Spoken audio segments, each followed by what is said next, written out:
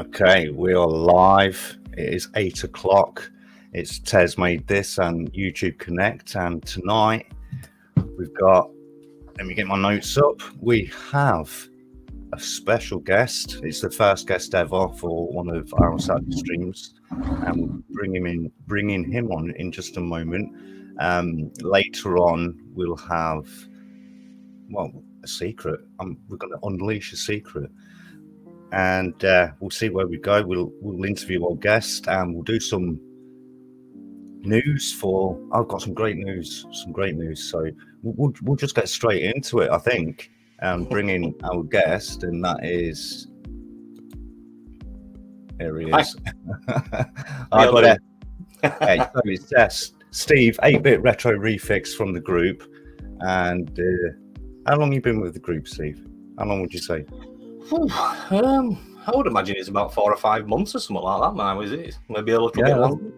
That's what I mean. When did I start? I think I started it just before the new year. Yeah, so you've been with us quite a while. Quite a while, yeah. Yeah, so there's a few of us here right now that have been with us for quite a while. I've got to say hello to some of the guys in the chat. Thanks for coming, everybody. Wow, got a bit of a way to scroll up. Yeah, who we got? I'll get there. Rega Gaming is in the house, guys. Rega Gaming. Rega. Arcade Chaos is in the house. Thanks for coming, buddy. And we've got Nintendo Ollie in the house. Cheers for coming, mate. Pandora Magazine. I'm just going to scroll through some of these quite quickly. Feral Inferno. Thanks for popping by, bud. I always enjoy it when you come down here. I've not got a quiz for you this week, but I will have one specifically designed for Feral Inferno any day now. Who else we got? Of course, 8-bit RetroReFix is also here, obviously. Oh, he's not here, is he? Get him out. 2 of him now. Did I say so scares? I think I said so scares. We're all good. I think we're all in. We're all covered now. MW Games, thanks for dropping in, mate. I think just scrolling through these. I'm almost there at the end now. Yeah, I think I've got just about everybody. One more. Retro Man Randy Savage, hi bud. Thanks for dropping in. So we'll get right to it. So Steve's been a member for a few months now on YouTube Connect, and has I've seen a few of his videos, and they've been well, as his name suggests, he does 8-bit RetroReFixes. What I've seen has been him fixing circuit boards on the Commodore 64 more specifically, and seen him do some work on the was it the 1541 disk drive, those big chunky bricks? Yeah, the 1541s. They are massive, mate. They are really big. They are, to be fair. They're probably about the same size as a Commodore 64 bread bin. Yeah, they look heavy. They're actually a computer within their own right. Once you've fired it up, so basically it's a computer without a video chip. So did it take more power to run that than the actual computer? Yeah, well, you're running another computer inside a big box. Yeah, and then the Commodore just asks requests, and then it reports back to it, sort of thing. That's how they made them back then. So the obvious question pops up. I mean, we've spoke before, so I know that you're self-taught and you didn't learn this from an early age. What started you off? Why did you get into it? Well, I started off back in the day as a mechanic, so you can tell as a mechanic I've got a mechanical background anyway. Electronics always intrigued me, way back to when I was about 11 or something like that, when the Commodore 64 came out. I was sent away, well, not sent away, but my mum and dad sent me away on programming courses for the Commodore 64. It was only in basic back then. The same as being sent away anyway. Yeah. I don't think they were hoping I wasn't coming back, to be fair, but there you go. Yeah. But yeah, it was, like I say, it was only basic that I learned back then. And I sort of come away from that when, obviously, when you're sort of 14, 15 and girls start coming into mind and you start going out a lot more, and I moved away from computers, and kids come along for a bit. And then I started getting back to it when PS1 came out. I had a Mega Drive, a Master System, and things like that in between, but not to a big degree, if you know what I mean. I just got one, and kids could play on it and stuff like that while I could. And the PlayStation were where I started really, because mod chipping, stuff like that, repairing lasers. I got into it majorly when the Xbox 360 came out. Well, original Xbox for chipping them at one time, and then the 360 came out with the PS3s, and they all want jailbreaking and chipping and doing JTAGs, etc., and stuff like that. So I imagine you probably did a few for the people that you know as well, and that's where the practice came from. Yeah, that's how it started, really. I mean, I got mine done, went to see somebody to get mine done, and I sat and just watched him do it, and I thought, that's fairly easy. It's doable. You look at it and you think, well, actually, it is doable. It is. Yeah. It's daunting at an early age. I mean, I'm myself like fixing stuff and getting my hands dirty. Yeah. But when it comes to the circuit boards, I think, I better not really mess with that because I ain't got a clue what I'm doing. But if it's more mechanical, then I can sort of see my way around it. So yeah. But obviously, later in life, you do become more fascinated with the electronic side because that's a major part of why something works. Yeah. You ain't even going to be doing anything with the mechanical side if you ain't got the electrical side working. You just write it off, don't you? So exactly. If you can learn to fix stuff, it's only looking at schematics. I mean, don't get me wrong. I don't class myself as a professional at all, and I don't know everything by all means. I don't know everything.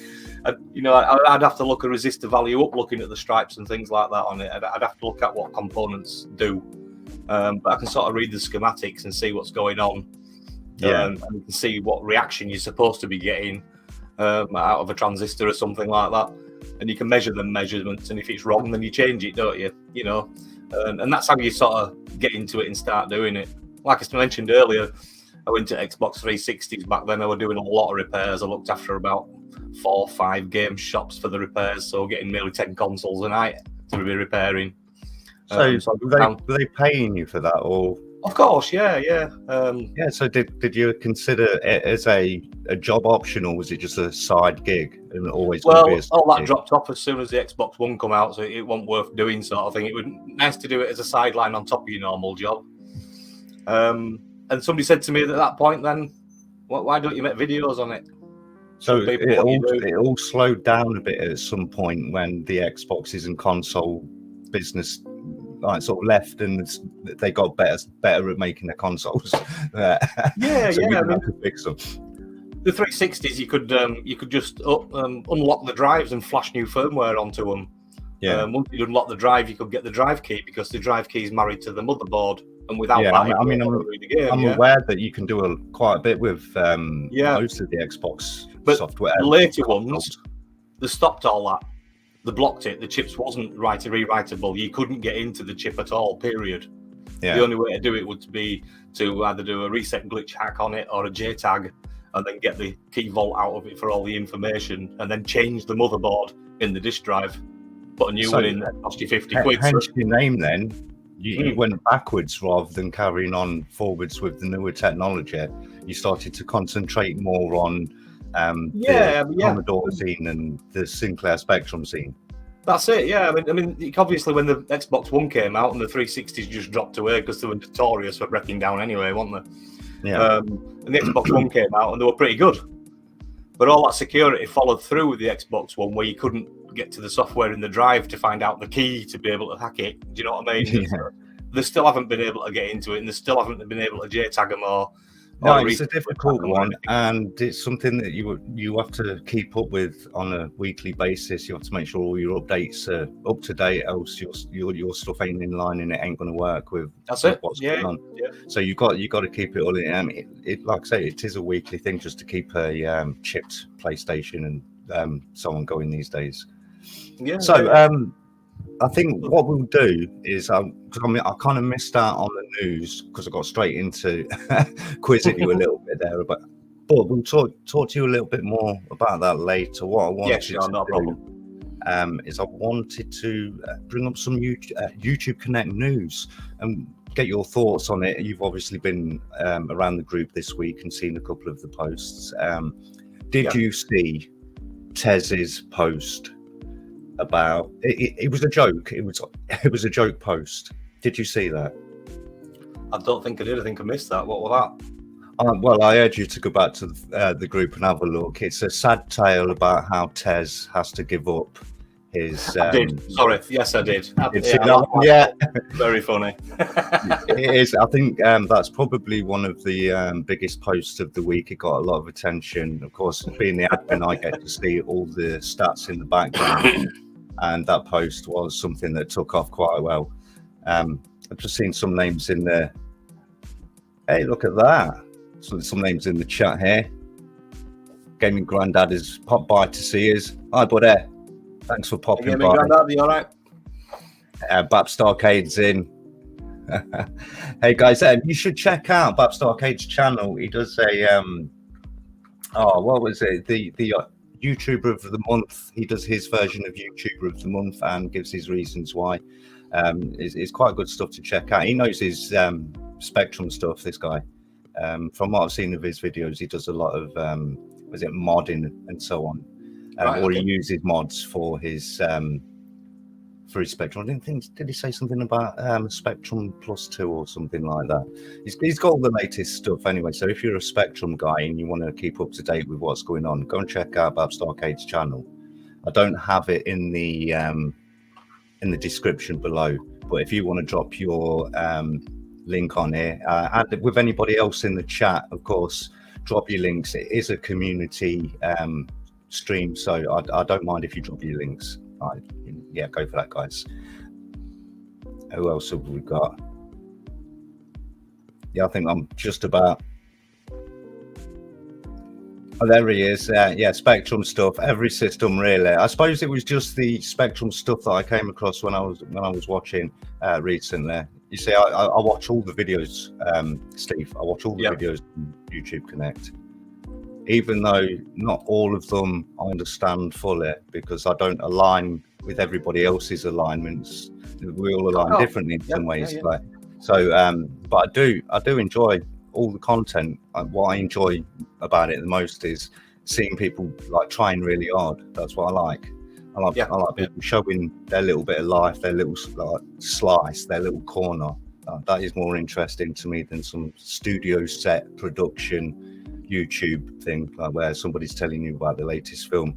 When the latest film comes out, I go to Zach's channel that's in the group. I'd much prefer to see him do it than a channel that's like getting 2-3 million views for the same thing. Yeah, so I do enjoy watching everyone's videos. Where are we? Game Zone Birdroom. Thanks for popping in, buddy. It's great to see you. We've got a lot of people popping today. That's great. I'm really happy to see all these guys.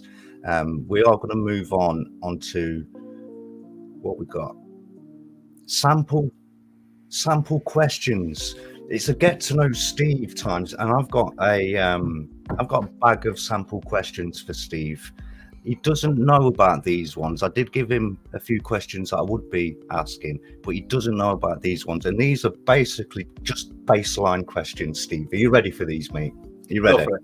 Yeah, go for it. Your favourite band? What's your favourite band? Oh, man, that's a tough one. I don't know. I quite like me, more like me trancey music rather than bands. Like the Euphoria tracks and stuff like that. All right. More like your old house piano, techno, trance guy. Not so much there, but more piano, if you know what I mean. Back in the early '90s and stuff like that, there were a lot of piano dance coming, weren't there? Oh, I mean, I can appreciate that because I also went through that period of music as well. Yeah. So I'll make it easier then. It's best for me to say if you give me one of your favorite bands or artists, because then you're not cornered into your favorite one. Bands or artists. You know, it is a tough one. There's so many that I like. I mean, my go-tos, it's got to be like the old stuff, the old 90s stuff, like Tall Paul, Carl Cox, Brandon Block with DJ's side of things. Right. I'm not one for listening to bands as such. You know, like back then there were Bros, weren't they, and Eurasia and all that. No, that wasn't my gig. No, they won't mind me though. Right, so I think we can get like you're a techno trancey type of guy who likes the 90s dance scene type of music. That's it, yeah. You say Euphoria, what was it? Yeah, there's Euphoria CDs. I did used to have a Euphoria CD. Ministry of Sound, wasn't it? Yeah, stuff like that. Yeah, Ministry of Sound, they did some great ones. Not Sid Music, Babstar Kate says. No, Sid Music's awesome. Yeah, that's it. You got to go get into Sid Music now. That's what's going on in the background, by the way. Oh no, it's not. That's right, because I had to change the music. Damn that! It was going to be Sid Chip Music Commodore 64 games, so in honor of the guest, but it didn't go to plan. Not everything does. So there we go. What we got here? There's so many buttons to click. So many buttons. Okay, your second sample question is: give us one of your favorite movies. I would say something in your top 5. It doesn't have to be the favorite because it changes, don't it? I mean, as soon as somebody says something to me about top movies, again, it's a difficult one. It's generally a lot of 80s. Ghostbusters is an absolute fantastic one for me. Is Ghostbusters, and I even love it on the 64. I've seen it on the videos that you've done. You've got a big poster behind you on most of them. That's quite a rare one, is that, because it's on cartridge. So, like, are you a Ghostbusters purist, or did you like the new versions of Ghostbusters? No, I like the new. I like all the. Well, I call it the trilogy, if you know what I mean. I like all them. They're good. Stuff like Gremlins, the 3Gs really, and Goonies, Gremlins. No, what I mean is they did the third official Ghostbusters movie with Dan Aykroyd and so on, and I mean, Harold Ramis had died by this point, unfortunately, but they did bring him back in a ghost sort of way. If you've seen it, it was really good. Yeah, to touch him way that they did that, and a goodbye to him. It was nice. They still got hammered for it, of course, because the fans always hammer them. They always do. There's always the toxic section of fans that say bad things, that didn't like it.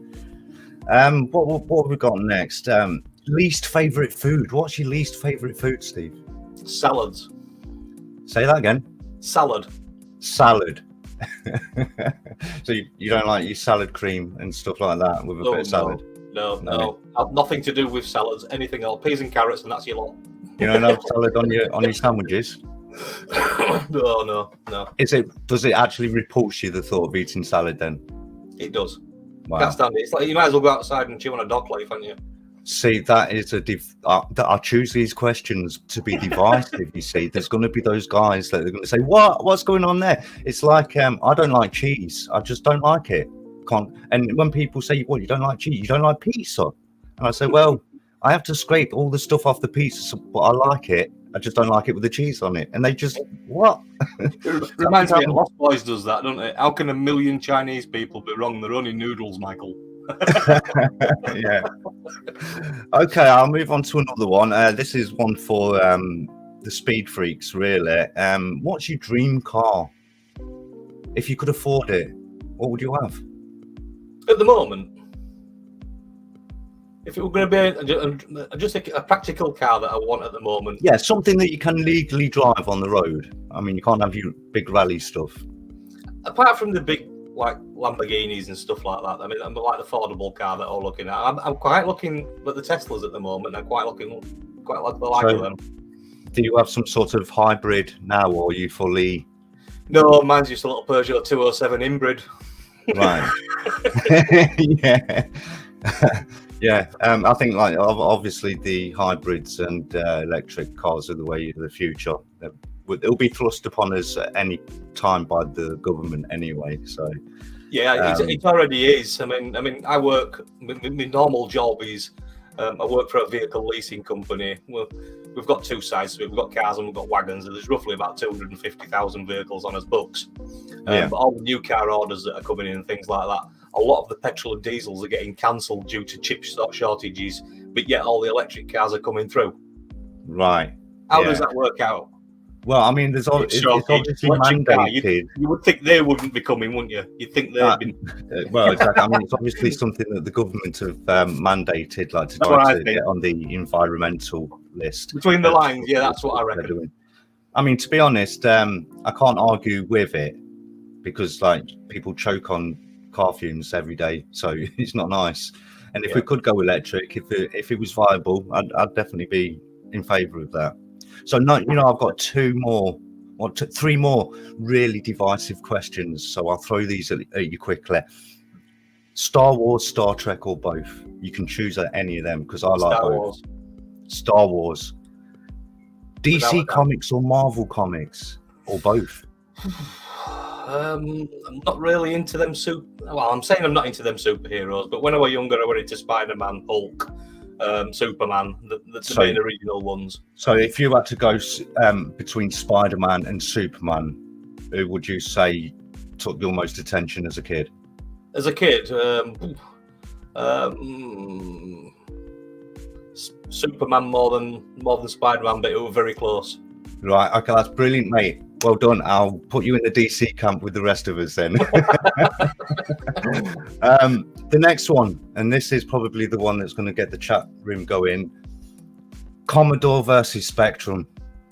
I mean, I can see what you've got behind you.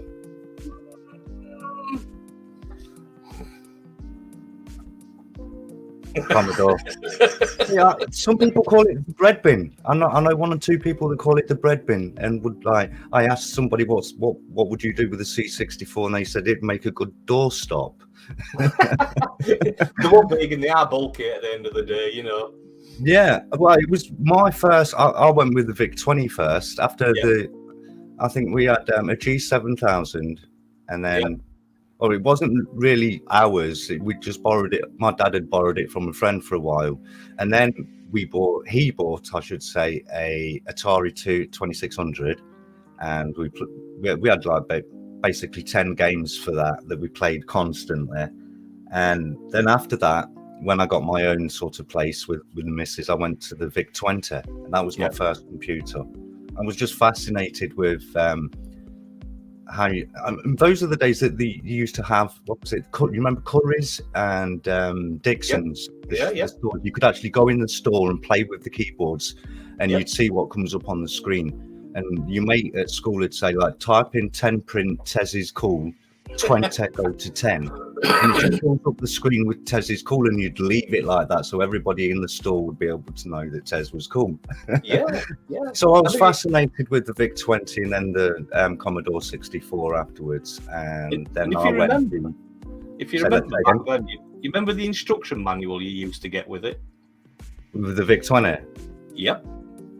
It was huge. It had all the bubbles inside of it. It made it all fun. It explained every single how to program it, where your memory locations were. It'd teach you sprites. It'd teach you everything because they wanted you to make games yourself. Can you imagine what would it be like now if we got a manual? Wow, it'd be minuscule. Like just take 1 kilobyte, maybe 2 kilobytes. At the most, not even that.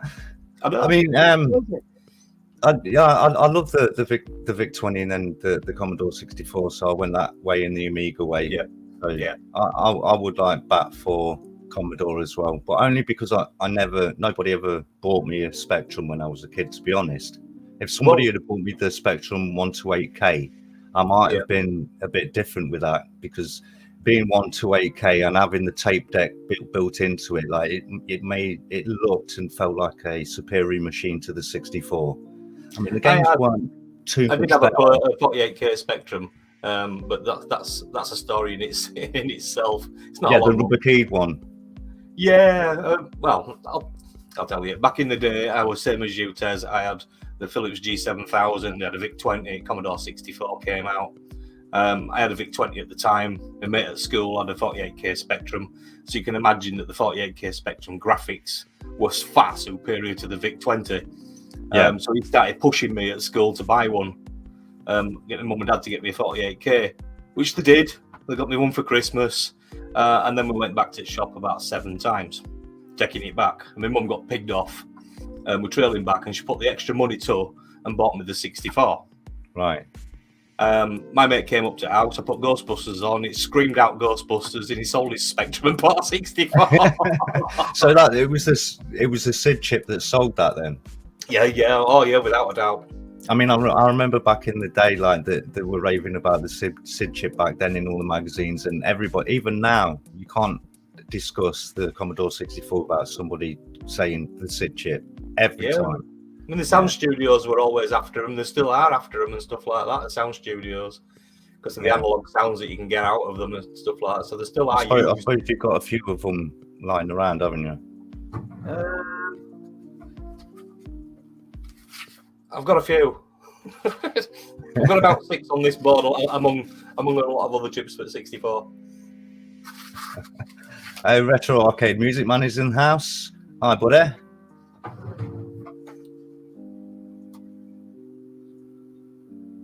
Yeah, I'm just checking through the chat at the moment.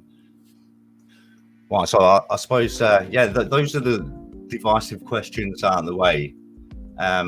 I think you came here and I asked you if you would choose 5 members of the group for a shout out, and you provided me with 5 names. Would you like me to read them out, or do you want to read them out? I'll read them out if you want. I'm quite happy to do so. Go for it.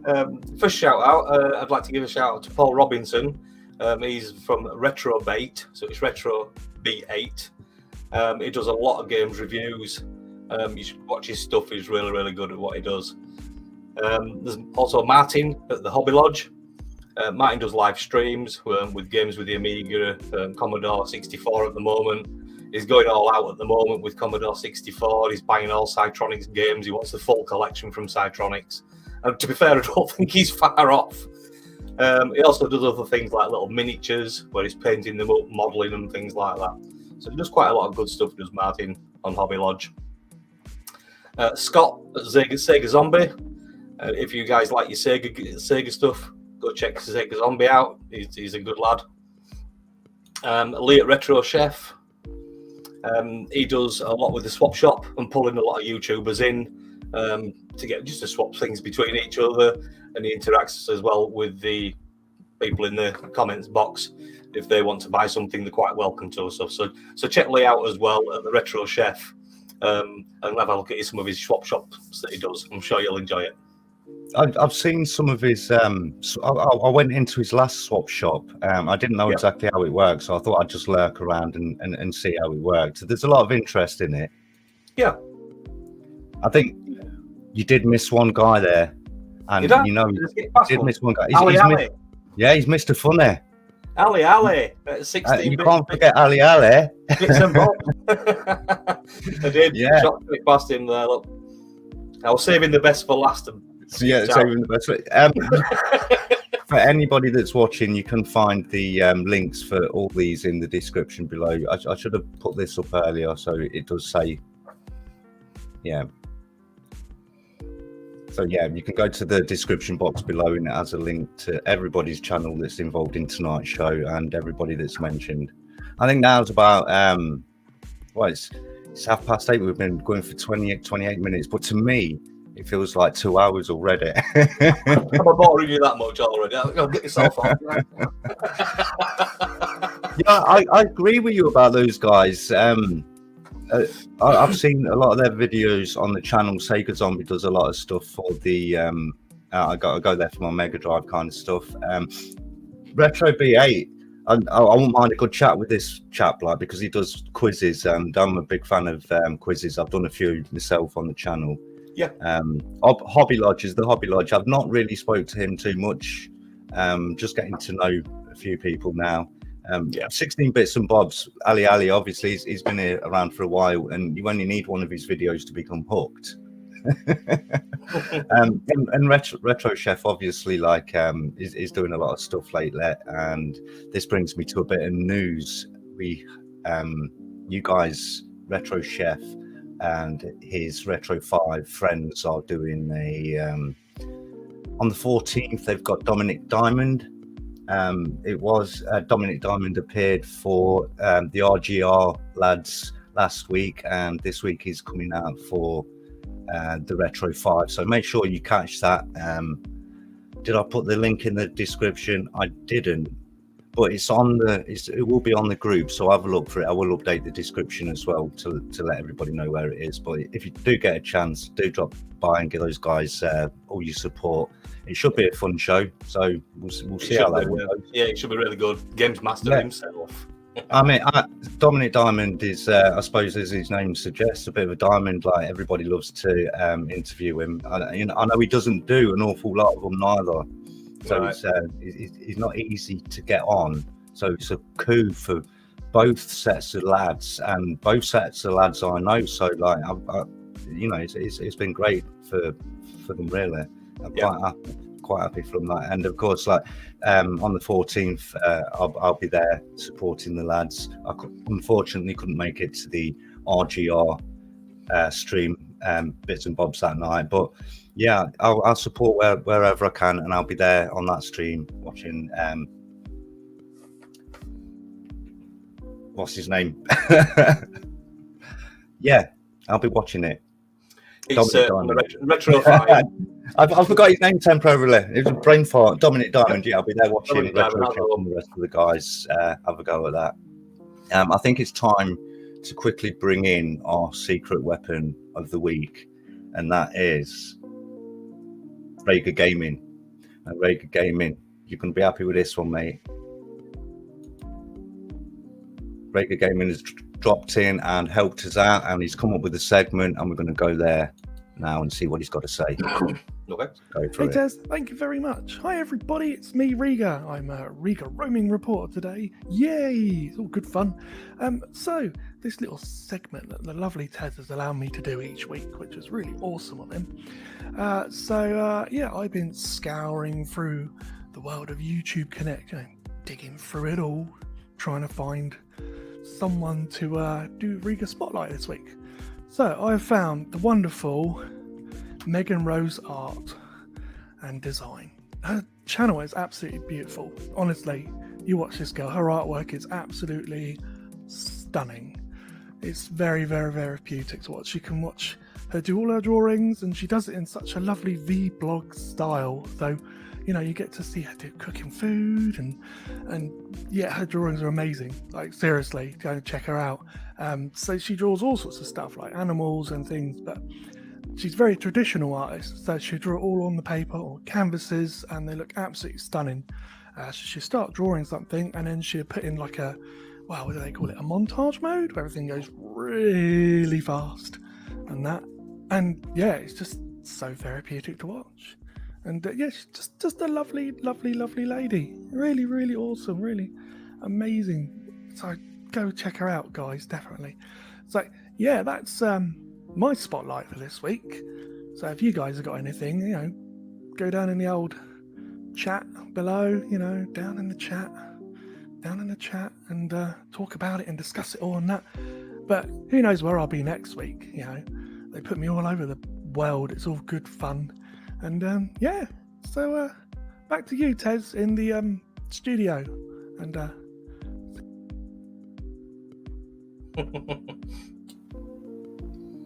Wasn't that great, eh? Awesome. Yeah, thanks to Paul for that. That was brilliant, that was. And Paul's going to be with us each week to drop his spotlight for the week, and I'm interested to see what he's going to come up with next week. And if you guys would like us to send him somewhere, let us know in the comments, and we'll send him there for next week. I was thinking about sending him to maybe a volcano or Everest or the moon even. Who knows where he can turn up? He was obviously San Francisco this week, but who knows where he's going to be next week. So thanks for that, Paul. That was great stuff. So Mrs. Tez is in there somewhere. Where is she? Where's Mrs. Tez? There she is. Oh, Mrs. Tez. Mrs. Tez is going to pop down in a few minutes and make Mr. Tez a nice cup of tea. So that'll be lovely. Thanks, Mrs. Tez. So Steve, yes. Back to you, mate.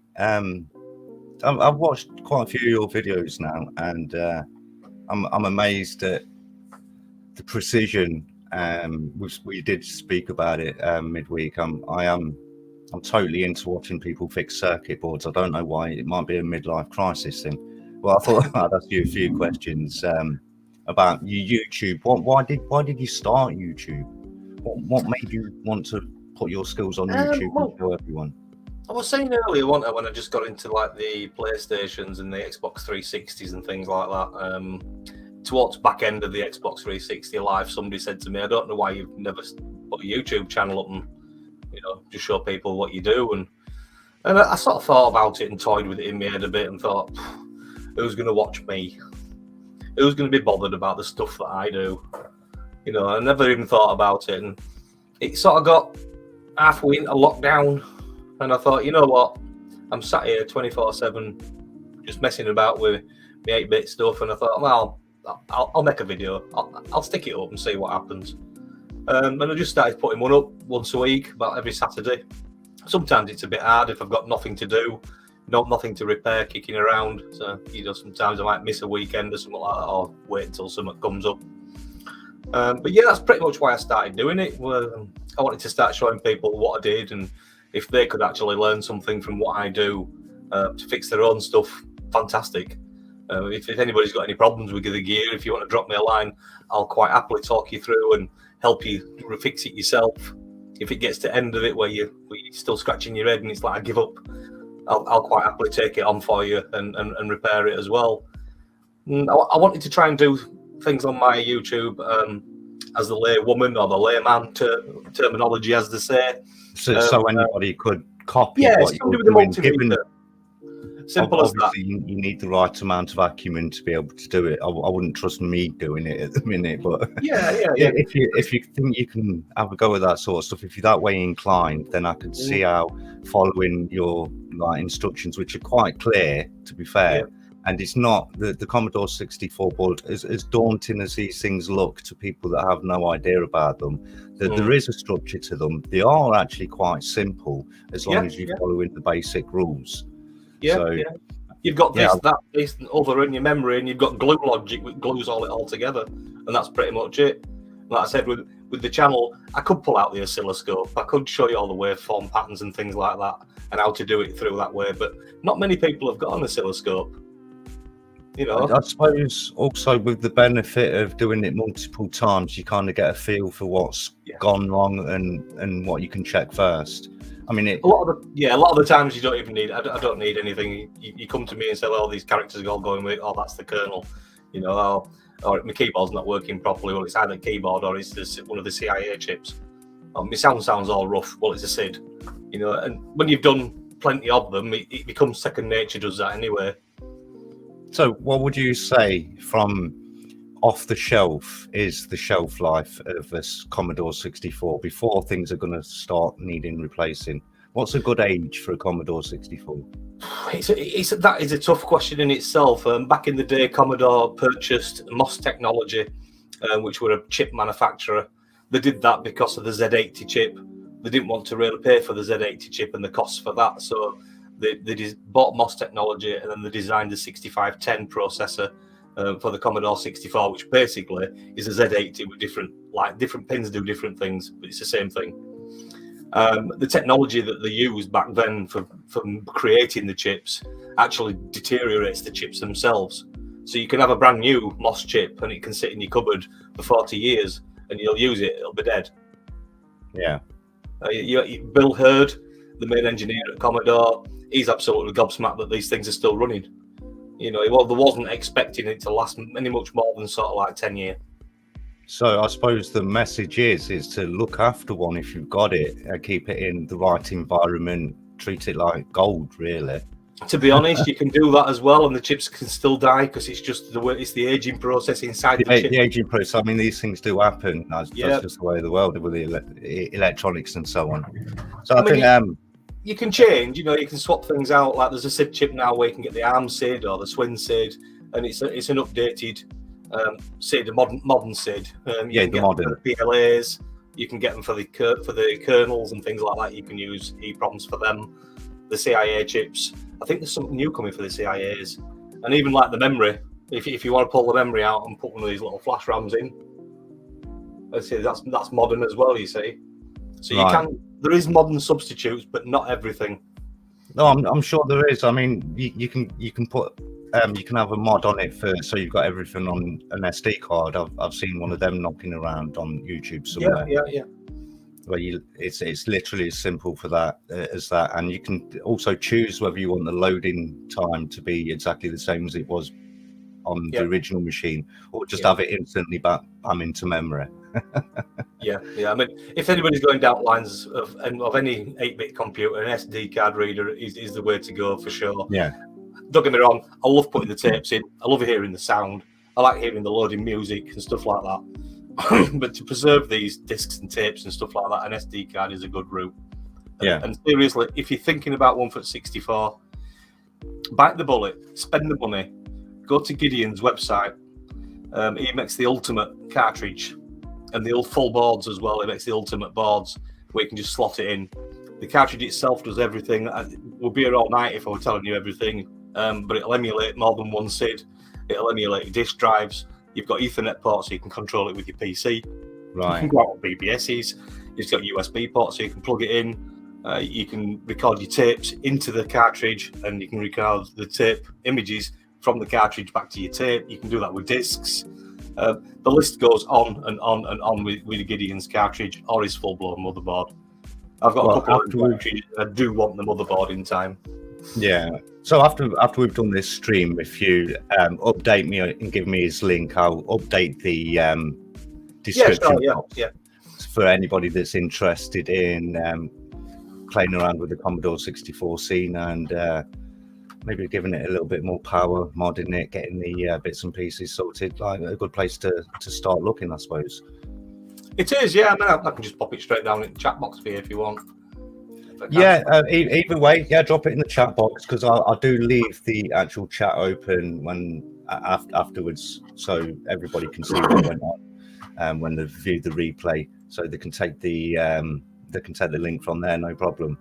I've put that in the chat. If you want to click on it, it'll pop up on screen. People can jot it down if they want to have a look. Your friend TheHobbyLodge is in. He missed his shout out. You're right, mate. Good to see you. You'll have to go back later and watch it. You missed your shout out, bro. So where am I now? I do actually. It's weird because I've got a script because this is the first time I've had a guest, so I'm reading from somewhat of a script here. So we talked about why you started messing about with electronics and what got you into that. What was the first biggest thing that you fixed where you thought, I'm actually quite good at this. I'm going to carry on. I don't think it gets like that. I think it was more like little PlayStations when you used to have a little mod chip that you put in it with only 4 wires. Don't get me wrong. When you fit one and it works, you get a great sense of satisfaction and you've done something great. But then you progress, don't you? And you do something a little bit harder and something a little bit harder and something a little bit harder. I think taking a little step each time with the confidence. Yeah, for myself is when I receive something that's broken and it wasn't working before, and I find that fault. Yeah. That really is like, yes, gotcha. Yeah. you know. So yeah, I mean, like I said, with my mechanical background, all that seemed to blend in as I went along the ground. So I think I really got that. I'm good at this. Go to the polar opposite of that question then, and say, what was your biggest mistake? When did something go pop? Something you must have had one at least. I have. I used to fix video recorders back in the day, and one day, I mean, they were so easy to fix. But if you left the electricity on, those things could give you a hell of a jolt. You touched the wrong thing. And that happened to me, and a screwdriver and me met with a circuit board and gave me a hell of a jolt. Have you had one of those moments? Obviously, yeah. I mean, when you're testing boards and something like that, and you just get a bit lazy and lapsy-daisy in your mind, and you forget to switch it off. So, how explosive events? It's not explosive as such. Is it just a smouldering, smoking sort of thing? Because that Yeah, smell. I mean, when we've been repairing them, sometimes we get lapsadaisy. I mean, if you look at the microchips on the boards, they use a little rectangle, if you like, with a notch out at the top. Well, that tells you which way to put the chip, because there's usually a little chip out on the notch on the chip. Right. When you're working on Commodore boards, a lot, all the chips, pin 1, and the notches are all at the top, all of them. And then you switch to the like of a Spectrum or something like that, when the notches are all at the bottom. So that's one of them back in the day that I had a 128K Spectrum, where I changed the RAM out on it, fired it up, and couldn't understand why it didn't work. You killed them on the board. So that killed the entire thing, surely. Well, yeah, it just writes off them RAM chips. It just kills them. You send in live straight up the negative post, and it just writes the chips off. You know, but it's a dumbass thing that you do. You know, you stick your finger in your ear and say "read backwards." Duh. You know, but none of us are infallible. You know. I mean, you do a lot of retro stuff, but do you mess about with the newer machines, PCs, and so on and so forth? Yeah, I mean, I built a decent PC a few years ago. It's getting on a little bit now, but I mean, it's not flashing there now, but it's a 1080 Ti Founders card in there, and at the time it cost, I think, about £1,300 at the time. You know, so yeah, I wanted to move away from console and go back to PC gaming. Just like I moved away from PC gaming to consoles, to be honest. I got sick of that easy life, ain't it? Yeah, life, mate. And these days, you can live stream stuff through Xbox Live now. You don't even need a console. You don't know. No. It's one thing that I did want to ask you, looking through your channel and seeing your stuff on YouTube Connect over the last few months, we did a small promotion for your Empire Strikes Back video where we stuck it in notifications, and I was interested to see how that turned out, and saw like quite a bit of it. How did you go about this? Is I mean, for everybody watching, if they go and check out Steve's channel and find this video that he did that's up, of his first, and is it only live stream today? Yeah, there's only one on there. It's just if you go into the live first live stream, and it jumped right in at the deep end, guys, and I'm really impressed. I'm sitting here bricking it right now, and this guy, he's got 3 important guests on, and he did a bang up job. I was really impressed. I wanted to ask, how did you go about that? Did you just decide one day that you were going to throw in and do it? How did that work out? Did you have backing? Was there people there with you when you did it? Well, I got asked. It started out really when I got asked to be games testing for bitmap software. So I'd already done a couple of games for them and checked them over and made sure they were all okay. And then he came to me and asked me if I could test Empire Strikes Back on American units for him. And obviously that's got massive nostalgia to me. I mean, I remember going up to my uncle's when I was only a lad, and playing on the Mattel television and playing that same game. So there were lots of nostalgia for it.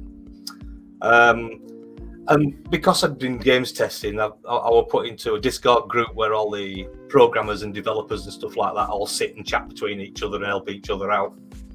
And I just thought, it'd be nice to do a stream. So I got in touch with Chris, which was the programmer of the Empire Strikes Back. Then got chatting with Chris, and I thought, do you think that the other 2 will come on? Because there were 3 of them. There were Roy, and there were Rune Spans that did the graphics, and he shows you how he made the attack walk, etc., and things like that. Roy were on there that did all the sounds and music and things like that for the game. So I got in touch with Chris, and I said I can't shout these other 2 because they've got it blocked. I think they were on Twitter. You couldn't message them for obvious reasons. Had stopped it. And Chris shouted them and asked them if they'd come and join us, and that's pretty much how it panned out from there. So I started chatting with them, and then I thought, well, I'll try and get in touch with the Zap64 reviewers and see if they come on. As you know, one of them's Perifractic from RetroReFix. Unfortunately, he couldn't come on that day. He was out with family. He was walking around in a park and having a bit of a family day, but he did come into the chat for a while. There were Phil Mahanan, I think Mahanagan, can't quite remember. Apologies if I got that wrong. he was a little bit too busy. And then there were Andrew Fisher, which were quite happy to come on, which was good to do. I mean, we had all the dev team for the game. We had Andrew Fisher from Zap64. And to be honest, when I first started doing it, I were okay about it. I thought, I can do this. Just me and Chris. We had a just chat. drifted into it. Yeah, a bit like we did the other night when I were chatting with you about this software that we use and stuff like that. And we went on for an hour and a half, and you went, bloody hell, I could have set this off as a stream anyway. Yeah, I mean, same for myself and Chris. Once you get comfortable doing it, it's a lot more easy to get along. I mean, I suppose you just choose your guests wisely. I think, like, and I did the same thing again. Like you said with Chris, I were on for about an hour and a half, and I could have set the live stream off. Yeah, you could go on for a while. And then as the other ones started coming, and all of a sudden I've got 3 of the developers, and I've got 4 people now that's on. Coming up towards the live stream, you do get jitters, especially when it's your first one and all. You know, you're nervous because you don't want to make a mess of it. You want to make sure that you're coming across okay. You've got to try and keep the chat going, keep it lively, keep people interested so they're not dropping off and things like that. Just keep the beat of the channel going, you know. But I was quite lucky with them because they were all friends.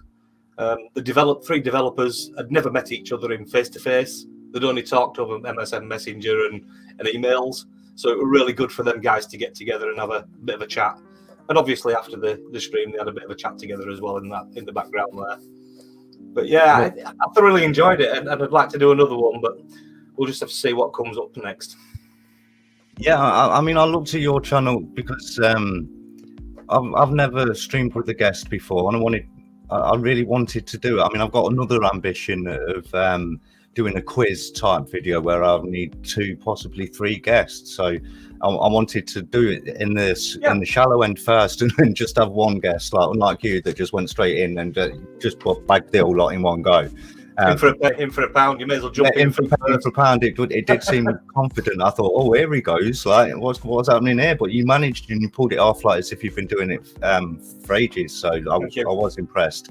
And for other members in the group that haven't yet done streaming and are thinking about it, it's not that hard. It really isn't. There's a few bits of software involved, whether you're on your phone or on a PC. But really, it is not hard at all to start doing it and to get going. I mean, I think I prove that by doing this right now, that we're all capable of doing it. And if anybody in the group wants to do it and is interested in doing it, they can always come and see me, and I'll try and point them in the right direction with software and so on. And you can always practice. I'll always try and help you out. I mean, there's a few people have done this week, like yourself earlier in the week. Steve came and helped me out with the first time I'd used StreamYard, and we got a few things sorted. So that was appreciated. And the thing about YouTube Connect is it's a thing that goes round and round. Like somebody helps you help somebody else. That in turn makes that person want to help somebody else and so on. And it just benefits all the people that are participating and in that, because we're all doing the same thing, really.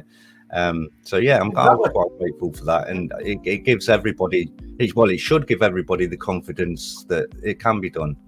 So I was quite happy. Yeah, end of the day, mate, we're all in the same boat. We're all in it together.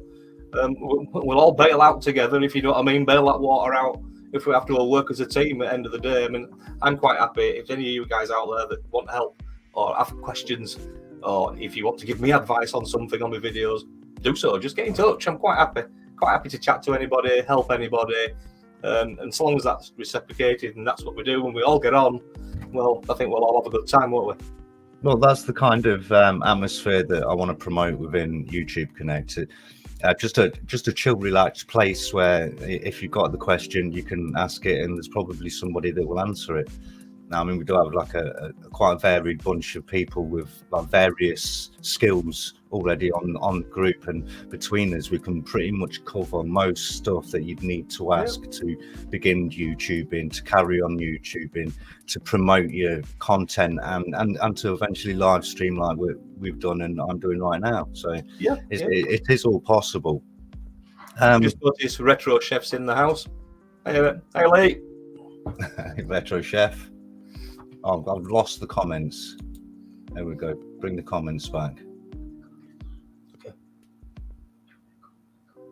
If you want.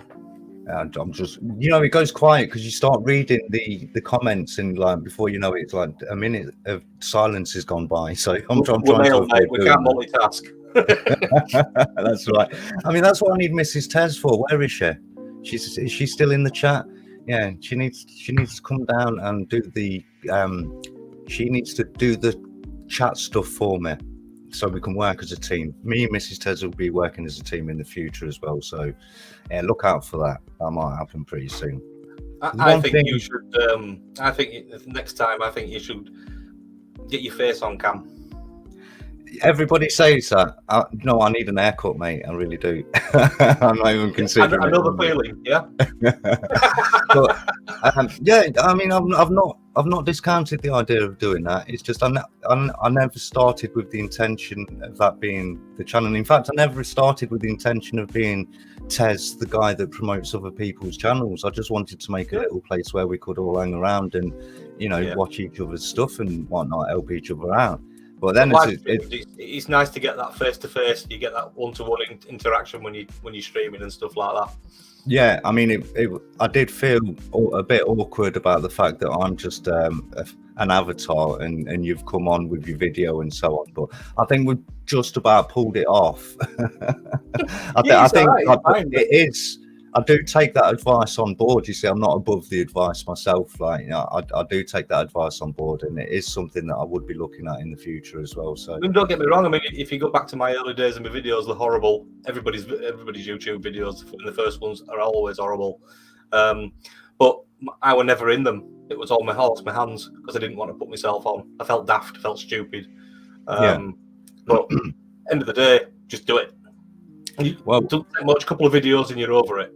I've got to say that I would possibly feel more comfortable because I've got people around me now that I know are supportive, and you just if you just go in the beginning and you get some flack one way or the other, then people it can really put you off. But I know that there's a lot of people out there that are supportive of the group and me myself, like, and I can only be thankful to them, like, you know what I mean.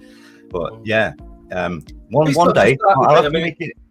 Well, it's like if we go to a retro show or something like that, even if we're just buying games and something like that, you'll walk past.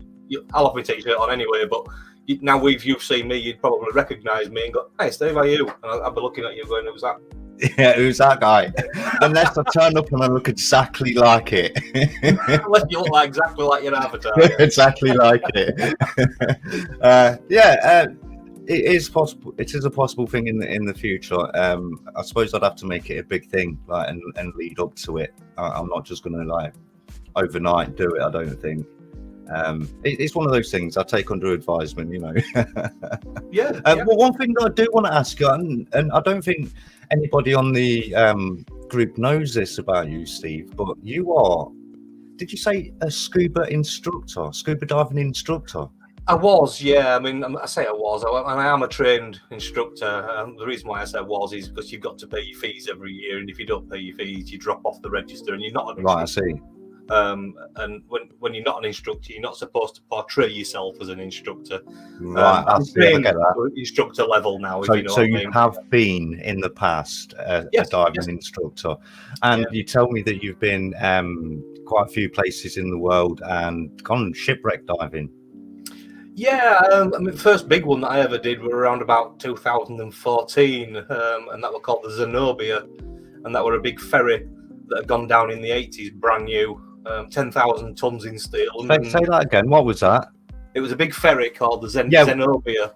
Oh, right. I thought you said the Zeebrugge one for a moment. Like, no, not Zeebrugge. Close.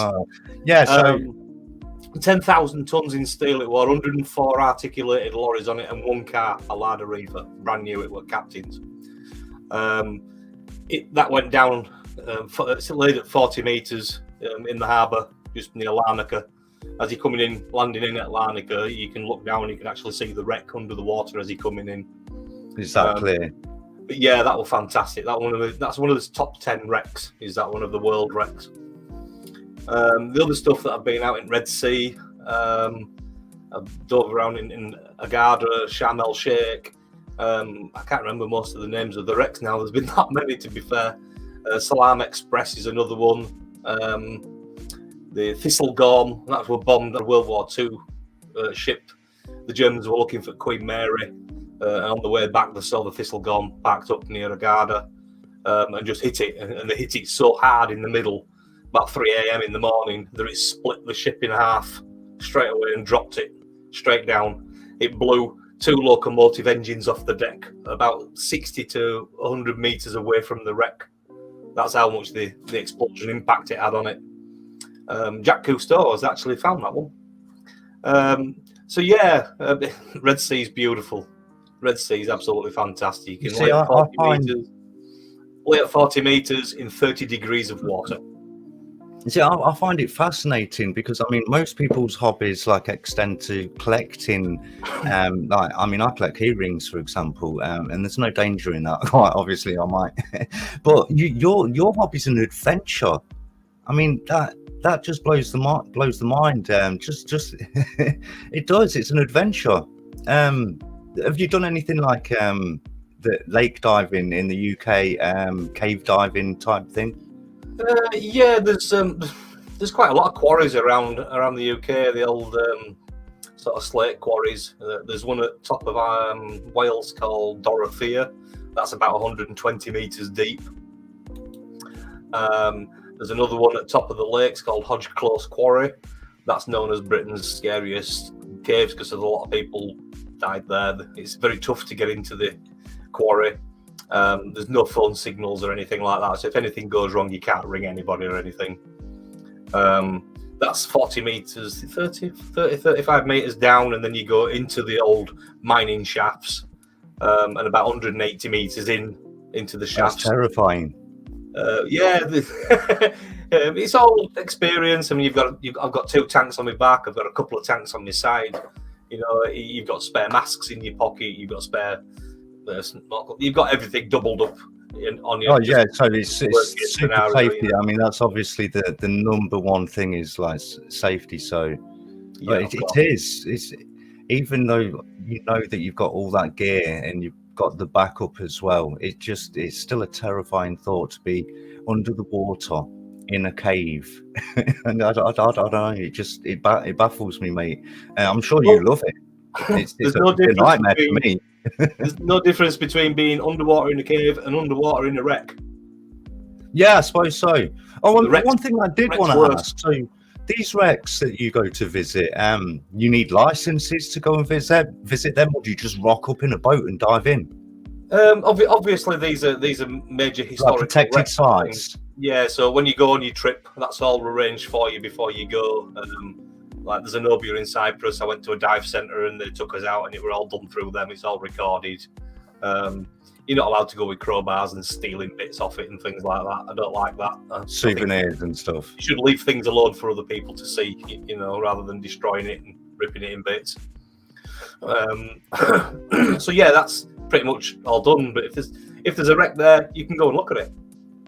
Right. What's happening if you go onto it and break something off it, like steering wheel, you steal steering wheel, or you take the bell, you can be done for it because you steal. Have you got one that you haven't been to yet that you really want?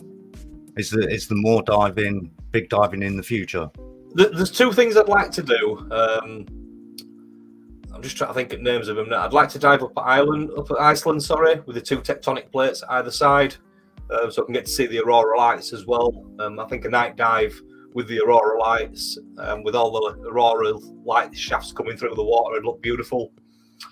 That'd make a nice YouTube video. It would, wouldn't it? Yeah. Another one's top of England, which is Scapa Flow, which were well known in the war, where all the Germans scuttled all the battleships because they didn't want to give it to us when they surrendered.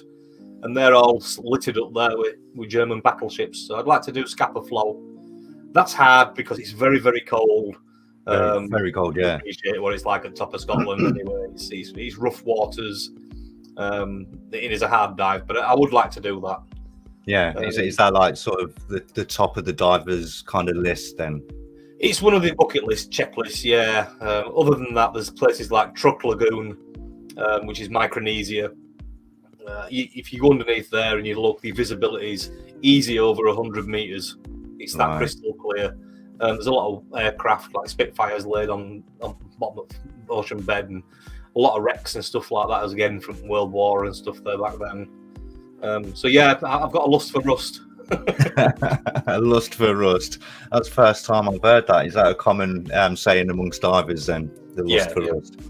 I mean, when we spoke about it midweek and I discovered that you were a diver, I really wanted to get a Scuba Steve graphic to throw up right now. But I realize you get it all the time. You got to have that joke every time, surely. That's it. You do. I get it every single time. Oh, do you know, it's been great interviewing you, Steve. I've really enjoyed it. I was thinking that we'd go around about an hour or so, and we're about 5 minutes into it. We'll take into the second hour, I should say. Yep. I'll have a quick shout out with some of these comments, see if we can get back to them, see what's going on. If anybody wants to ask Steve a question, by the way, throw it into the chat now, and I'll ask him. Do you see anything there in the chat there? I'm just laughing at Pandora magazines, what he keeps putting about me. Steve is actually a Sinclair Spectrum pajamas and matching slippers, really little Spectrum, and the whole 64 thing is just a joke, just out of hand.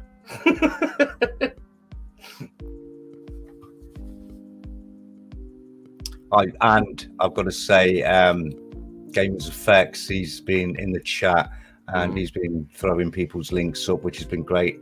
Thanks for popping in, mate. Like you always do this and help us out. It's great stuff. Gamers Effects is the guy that introduced me to a bunch of American chaps that are into retro gaming. Yeah. And it's kind of where my big adventure began, really. These guys started me off with the bug, wanting to get deeper and deeper into it all. So it's those guys that I've got to thank. He was in the chat earlier. I don't know if he's still here. Retro Arcade Music Man. There's a few others. Of course, MW Games, Arcade Chaos. Like the MW Games isn't the American guy, he's Welsh. Like, but Arcade Chaos. So there's a few American guys that I know, and it's neat to know both sets of American guys and English guys. I get both of them. That's why I'm always up so late. yeah, which is great. I mean, you got Nintendo Ollie there that's put a thing in about the Britannic wreck. All right. The Britannic wreck obviously was a sister ship of Titanic, and there's also the Lusitania. They were all sister ships. So that's a great story. Yeah, the Britannic got changed into a medical ship. Back then, all its worldly goods were taken away from it, and it was made into a white medical ship. That went down off the coast of Crete, and that's laid at around about 80 meters. Its sister ship as well, the Lusitania, that's laid just off island, off Port of Cork, about 11 miles out. Again, that's laid at about 80 meters. So they're accessible then? They are, yeah. The Lusitania's sat there in current, so the ship is no longer upright like that anymore, and it's gone flat. Right. Literally gone really flat like that. The other one that's at Crete, that's still stood upright, if you know what I mean. When it went down, it hit its nose, and its nose broke off, so it ended up sat like that. And of course, the Titanic, you need to be something other than an everyday diver to get down there, don't you? It's a bit more than everyday diver to get to the 80 meters, to be honest. You're diving on different gases, trimixes and stuff like that. You can't breathe air at that depth, it'll kill you. Right. Like you said, the Titanic, it's 3.5 miles down. We ain't going down there. It is a fascinating one, though. I mean, the water's so cold there that it keeps it in such a great condition. I mean, it has aged, but it's still going to be in a good condition for a while yet because of the actual coldness of the water. From what I hear, anyway, that's the reason why it's rotting slower than most wrecks of a similar age. Yeah. Pandora magazine, can you use colour gas?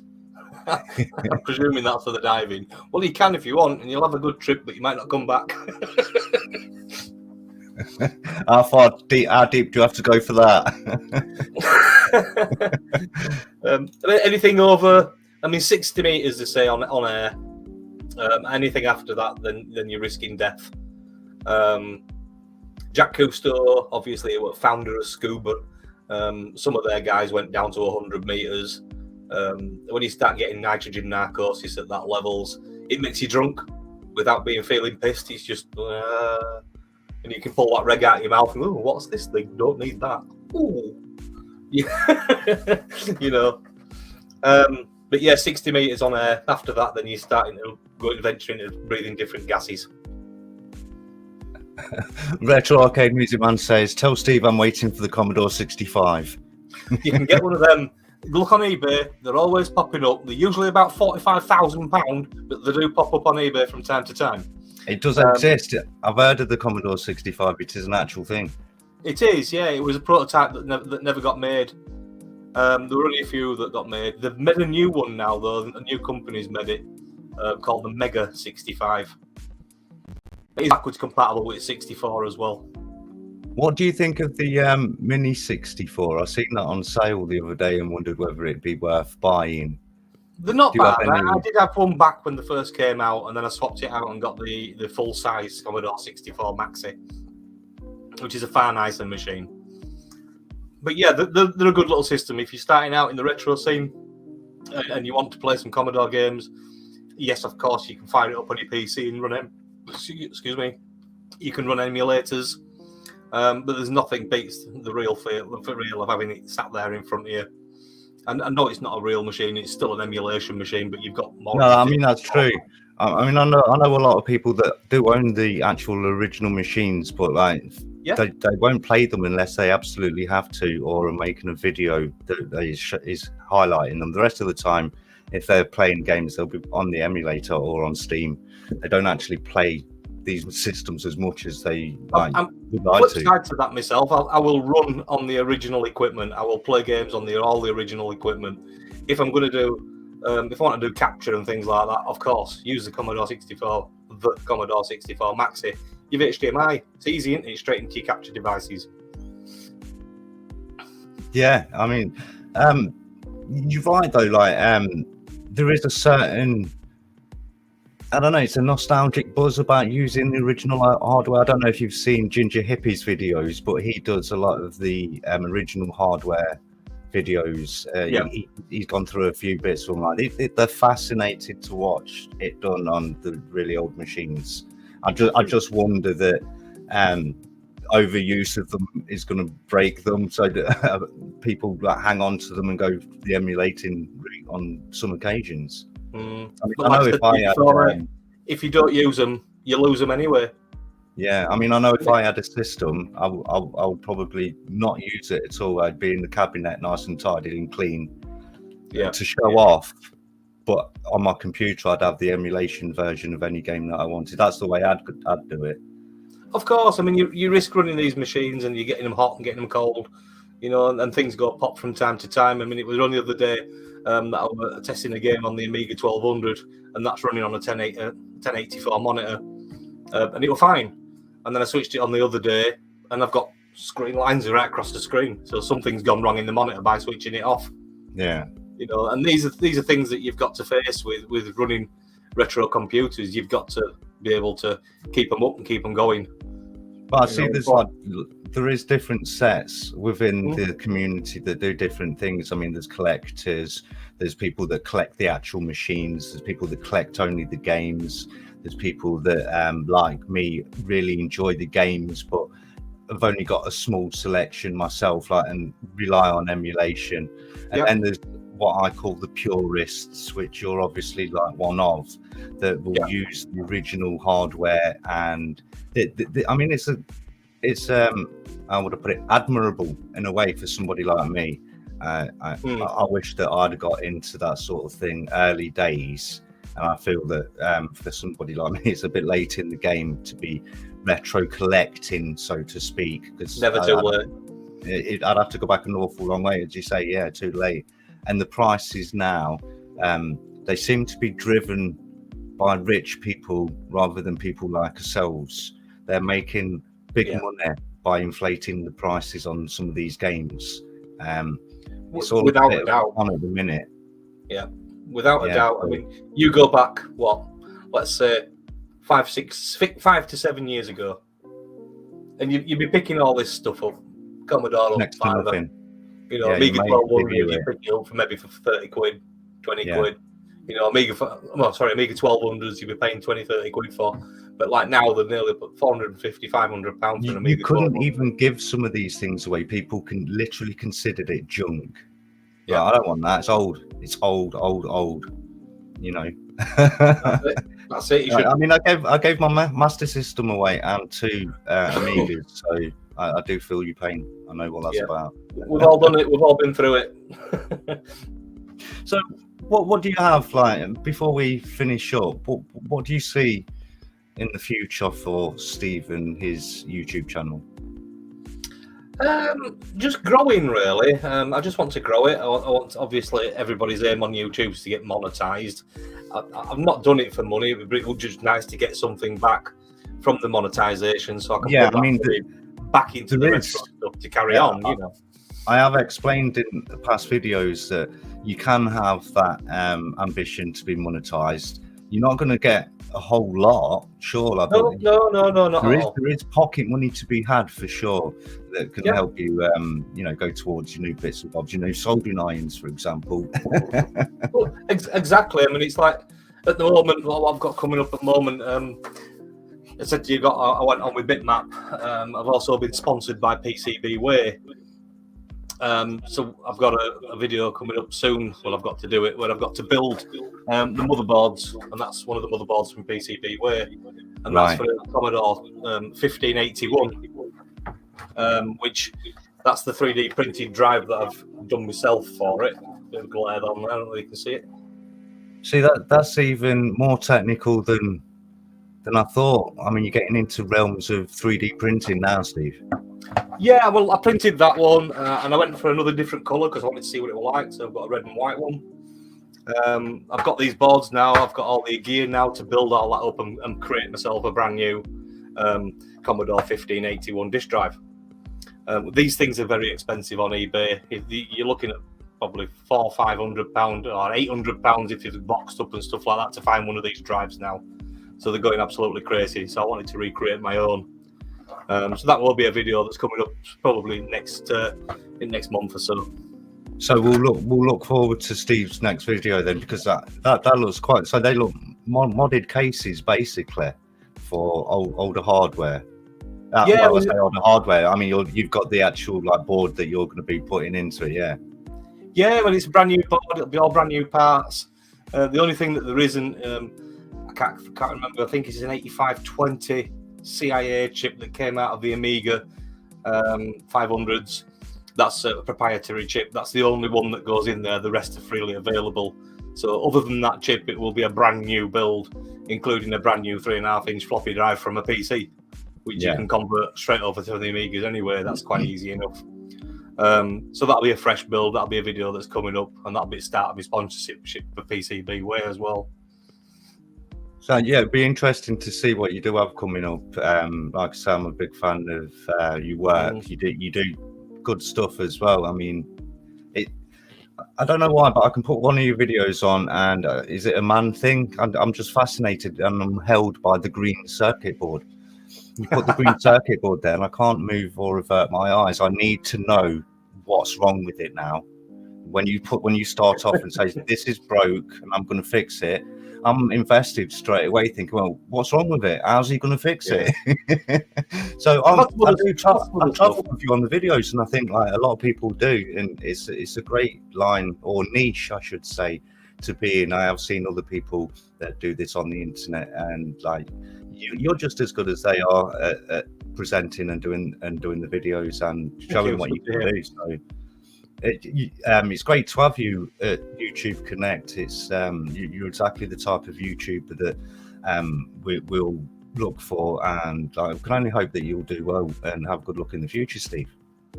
Thank you. I mean, channel seems to be doing well. I mean, I've been going up though now. Probably started about March last year, February, March. So it's just over a year.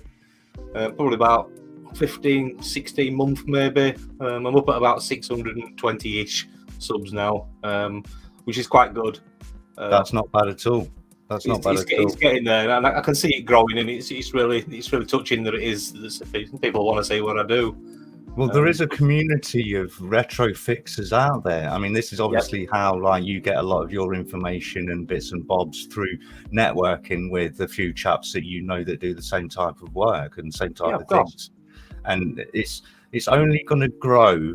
It's only going to grow as the retro scene becomes bigger. And at the moment, with the collecting the way it is, it's only going to become bigger because these machines are going to become very highly demanded, and people will be digging the old broken one out of the cupboard and saying, "Can somebody fix this? It's worth 250 bloody quid." Yeah, exactly. I mean, obviously, I've got a Facebook group as well. There's a lad that comes in there called Lee Ashmore.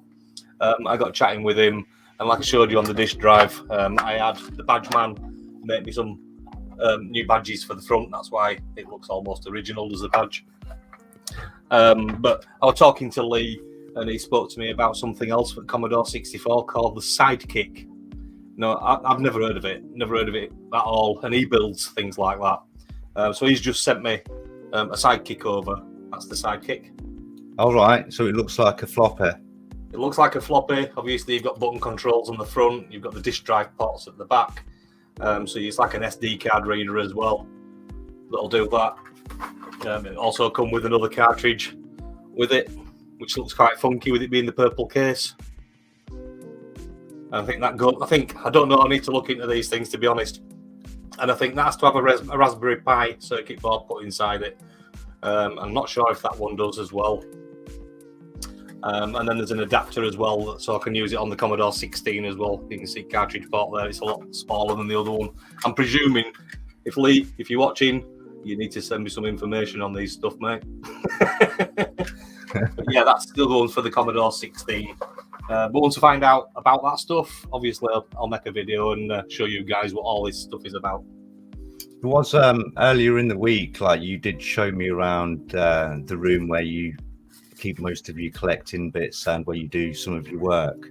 I don't think, do you have time to have a quick run around there and show people? There is, if you find it on my channel, there is a video that says... Where's it gone? We've lost Steve, everybody. So we'll give him a chance to get back. I don't know what's happened to him. Yeah, he showed me during midweek. So he says stream starting soon. I should have changed that page. What am I doing? Let's get rid of that page. Just get rid of that. What happened there? See, this is what you get for being new to streaming. Why on earth I didn't get rid of that originally? The stream has been starting soon for an hour and 42 minutes, apparently. I think we've got him back. We lost you there for a minute, Steve. Yeah, my fault. Another one of those moments. Yeah, it happens, mate. To have a look at something and it changed the page. I tried to cover as professionally as I could for you, and then realised if I look like a dumbass, I'm a dumbass. I did realise at that moment that I've had this up on my image the whole entire time. Stream starting soon. I've been going an hour and 43 minutes and didn't notice that was on the page. That is ridiculous. That is so bad.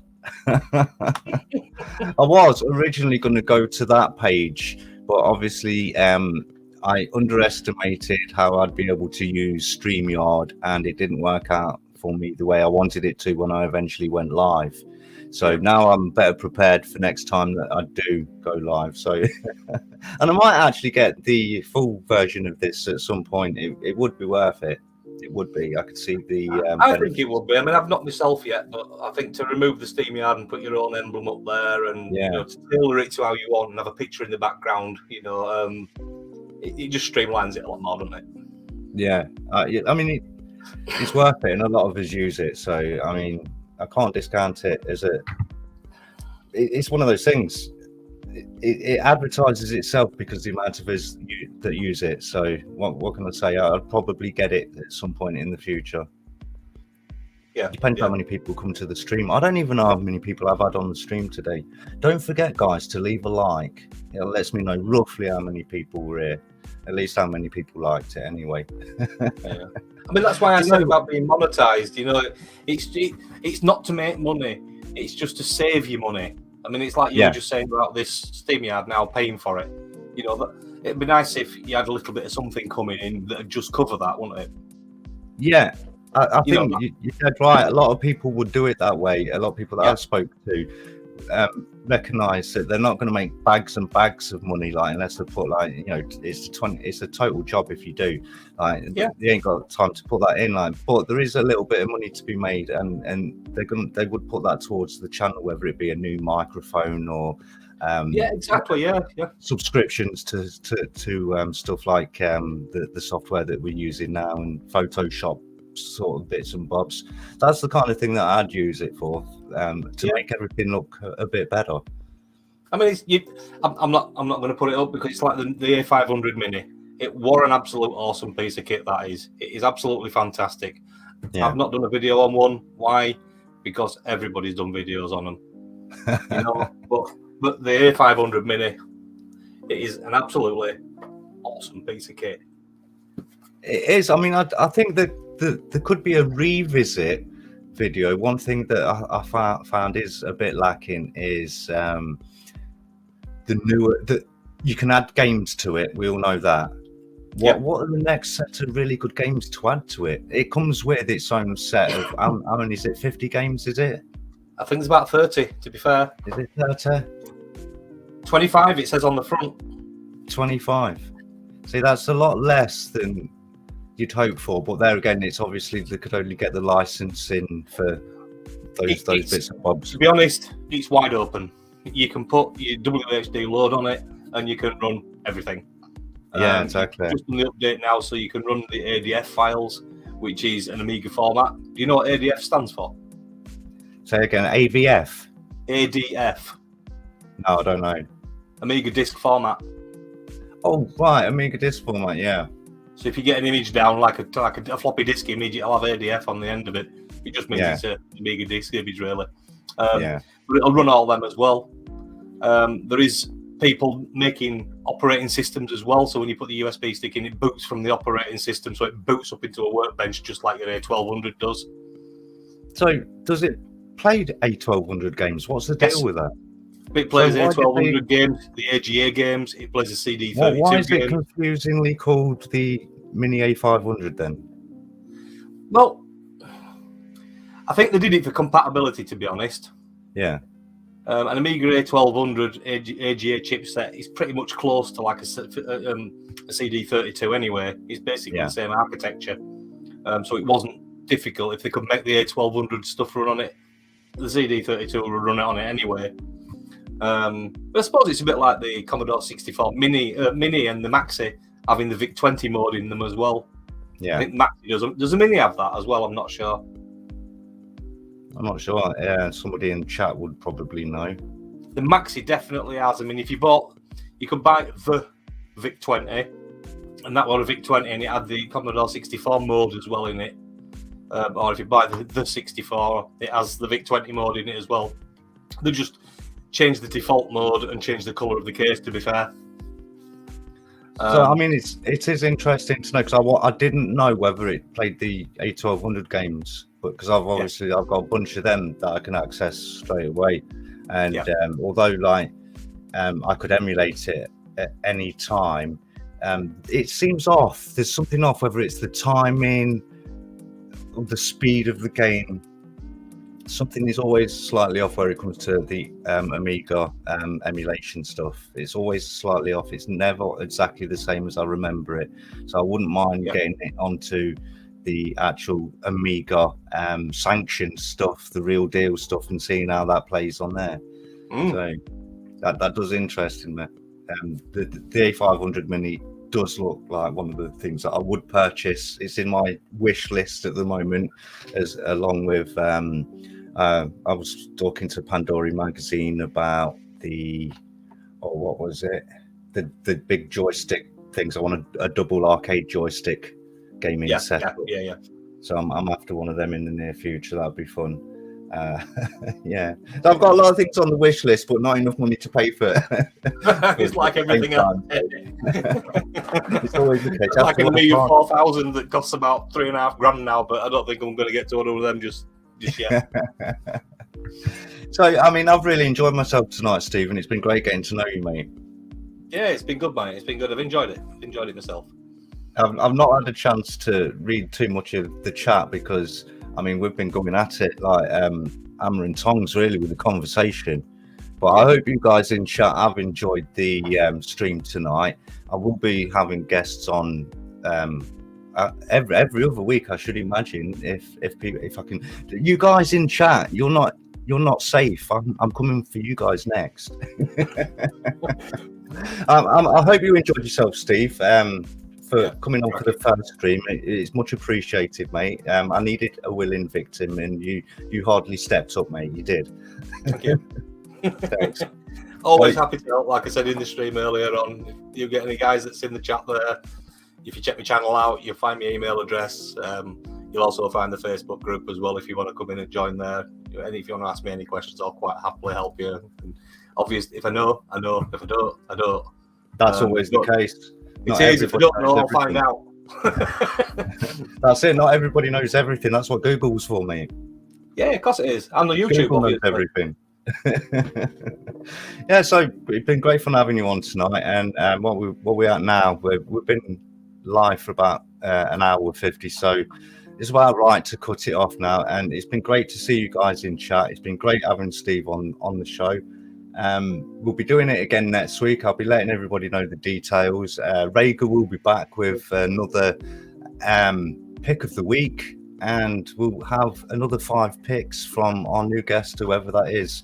Could be you, Gamers Effects. Could be you, mate. Could be Baps Arcade. Could be that guy. None of you are safe now. Now I know how to do this streaming business. None of you are safe.